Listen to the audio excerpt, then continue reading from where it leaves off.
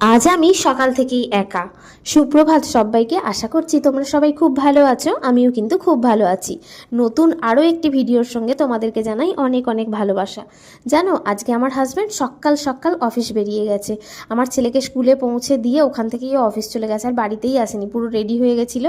কারণ ওকে আজকে সকাল সকাল যেতে হতো অফিস, তার জন্য সকাল সকাল অফিস বেরিয়ে গেছে।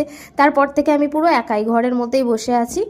আর এখন তো সকালবেলা কাজকর্ম বলতে সেরকম কিছু কাজ নেই, যেটুকু করার আমি করে নিয়েছিলাম সকালেই উঠে। তো যাই হোক, ছেলে স্কুলে চলে গেছে, আমার হাজব্যান্ড অফিস চলে গেছে, বাড়ি পুরো ফাঁকা, আমি একা। তো ঘরে অনেকক্ষণ বসেছিলাম একাই। তো ভাবছি যে চলো একটু বরং চা করে খাই। কারণ একা একা না চা খেতে ঠিক ভালোও লাগে না। আমরা দুজনেই চা খাই বসে, একটুখানি 5 মিনিট হোক 10 মিনিট হোক গল্প করতে করতে চা খাই।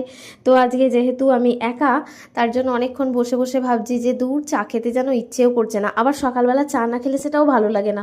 তো আমি অনেকক্ষণ বসে থেকে থেকে এখন অবশেষে আমি উঠে এসে রান্নাঘরে ঢুকে আমি ভাবছি যে না, চলো একটু চা বানিয়েই খাওয়া যাক। আর চাটা না খেলে না কোনো কাজ করতে যেন সকালের ইচ্ছেও করে না। তো আবার কাকিমা চলে আসবে কাজ করতে।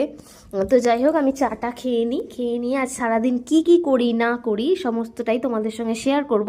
অবশ্যই ভিডিওটা লাস্ট অবধি দেখতে থাকো, তোমাদের অবশ্যই ভালো লাগবে। আর আমার ভিডিও যদি তোমাদের ভালো লেগে থাকে তাহলে অবশ্যই কমেন্ট করো, লাইক করো, শেয়ার করো, আর সাবস্ক্রাইব করে দিও আমার চ্যানেলটাকে। তো যাই হোক, আমি চাটা বানিয়ে তারপর কি করছি তোমাদের সঙ্গে আবার দেখা হচ্ছে।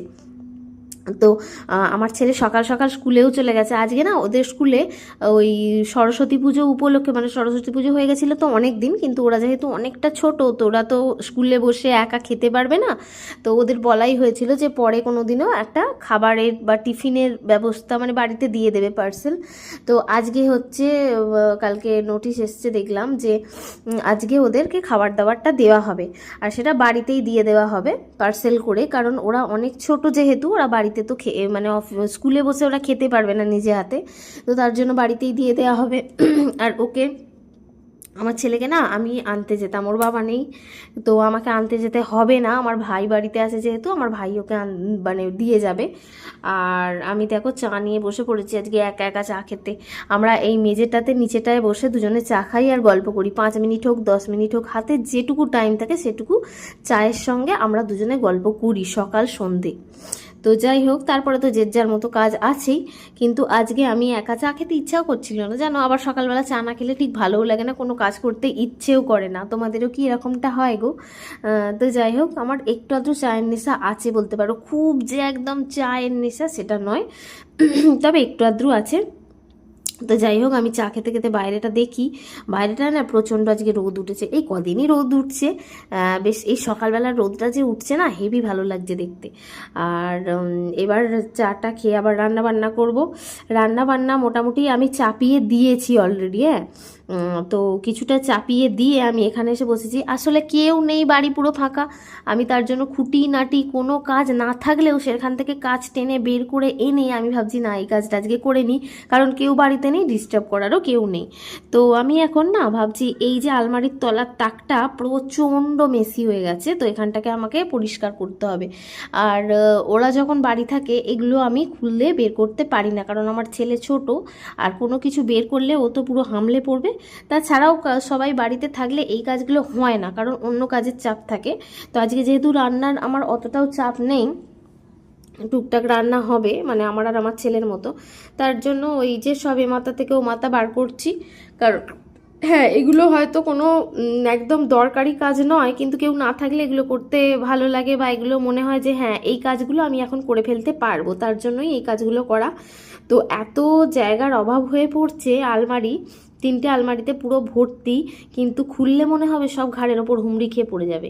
তো যাই হোক, তো এই যে আর আমাদের ঘরটা যেহেতু ছোট, তার জন্য আর আলমারি রাখার জায়গাও নেই।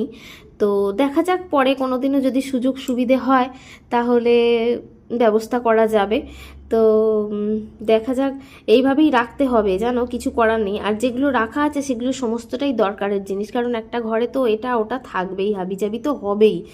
আর চতুর্দিকের জিনিস এই আলমারির মধ্যে ঠুসে ঠাসে ঢোকানো আছে। কিছু করার নেই। আর বাচ্চা থাকলে তো এমনিই জিনিস হবে, ওর জন্য একটা আলমারি পুরো ভর্তি হয়ে গেছে। তো কিছু করার নেই। আর এই দেখো আমার ভাতটা এখানে হচ্ছে, আমি ভাত চাপিয়ে দিয়েই মোটামুটি কোথা কি টেনে আছে সেগুলোকে বার করে গুছানোর চেষ্টা করছিলাম। তো যাই হোক, নিম পাতা পেয়েছি। এতদিন আমি অনেক খোঁজ করছিলাম যে নিম পাতা কোথাও থেকে পাচ্ছিলাম না। তো আজকে অবশেষে নিম পাতা একজন আমাদের এখানের মানে দিয়েছে। তো যাই হোক, এটা নিয়েছে 40 টাকা, 40 টাকা কি 20 টাকা, সরি 20 টাকার এইটা নিম পাতাটা। এই নিম পাতাটার দাম 20 টাকা নিয়েছে। তো যাই হোক, এখন দাম দিয়ে হলেও এই জিনিসগুলো কিনে খেতে হয়। নিম পাতা, সজনে ফুল এগুলো খাওয়া এখনকার এই সিজনটায় খুব দরকার, উচিত। আর আমি প্রচণ্ড পরিমাণে খেতে এগুলো ভালোবাসি। তো যাই হোক, চলো আমার ভিডিও এইটুকুনি আজকের মতো।